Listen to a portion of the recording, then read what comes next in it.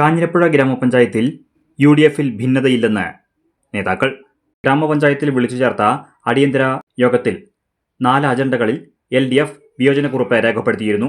League, Congress, Kerala Congress, P K. Sasi വിഭാഗത്തിന്റെ വോട്ടുകൾ യു.ഡി.എഫിന് തീർച്ചയായും ലഭിക്കുന്നതാണെന്നും യു.ഡി.എഫ് ഒറ്റക്കെട്ടായാണ് പ്രവർത്തിക്കുന്നതെന്നും മണ്ഡലം കോൺഗ്രസ് പ്രസിഡന്റും മണ്ണാർക്കാട് ബ്ലോക്ക് പഞ്ചായത്ത് വൈസ് പ്രസിഡന്റുമായ ജോയ് ജോസഫ് പറഞ്ഞു. കാഞ്ഞിരപ്പുഴ പഞ്ചായത്തിൽ കഴിഞ്ഞ 10 വർഷക്കാലം എൽ.ഡി.എഫ് നടത്തിയ അഴിമതി ജനങ്ങൾക്ക് മുന്നിൽ തുറന്നു കാണിക്കുമെന്നതുകൊണ്ടാണ് എൽ.ഡി.എഫ് കള്ളപ്രചരണങ്ങളുമായി മുന്നോട്ട് വന്നിരിക്കുന്നതെന്ന് നേതാക്കൾ ആരോപിച്ചു. ഐക്യജനാധിപത്യ മുന്നണിയിൽ അഭിപ്രായങ്ങൾ ഉണ്ടായതുകൊണ്ടാണ് അഭിപ്രായ വ്യത്യാസങ്ങൾ ഉണ്ടായത്. അത് വളരെ നല്ല രീതിയിൽ വളരെ പെട്ടെന്ന് പരിഹരിച്ച് ഈ രീതിയിൽ നമ്മൾ ഭരണ സംവിധാനം നല്ല രീതിയിൽ ഐക്യജനാധിപത്യ മുന്നണി പൊതുവായും നമ്മളാരും അത് ആ വിഷയങ്ങൾ ഊതിപ്പെരിപ്പിക്കാനോ അത് പുറത്തു പറയാനോ മറ്റുള്ളതിനൊന്നും ഐക്യജനാധിപത്യ മുന്നണിയിൽ ഒരാളും തയ്യാറായിട്ടില്ല.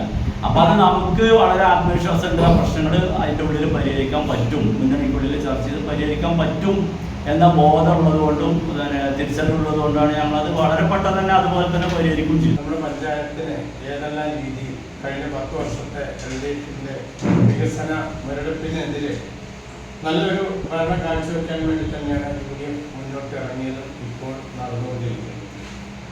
അതിനിടയ്ക്ക് ചില തൽപര കക്ഷികൾ, അതായത് എൽ.ഡി.എഫിന്റെ നിസാർ മുഹമ്മദ്, അതുപോലെ തന്നെ ചില റഫീഖ്, അങ്ങനെ ചില ആളുകൾ പഞ്ചായത്ത് യു.ഡി.എഫിൽ ഭയങ്കര അനൈക്യമാണ് എന്നും അവിടെ ഭരണമില്ല, ഭരണം വലിച്ചിട്ടു ഞങ്ങൾ എന്നൊക്കെയുള്ള രീതിയിലുള്ള സംസാരങ്ങളാണ് കാഞ്ഞിരപ്പുഴയിൽ നടത്തുന്നത്.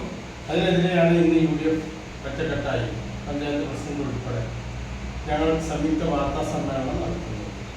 കാഞ്ഞിരപ്പുഴ പഞ്ചായത്തിൽ യു.ഡി.എഫിൽ ഒരു പൊട്ടിത്തെറിയുമില്ല, ഒരു വിഷയവുമില്ല എന്നുള്ളതാണ് യഥാർത്ഥ സത്യം.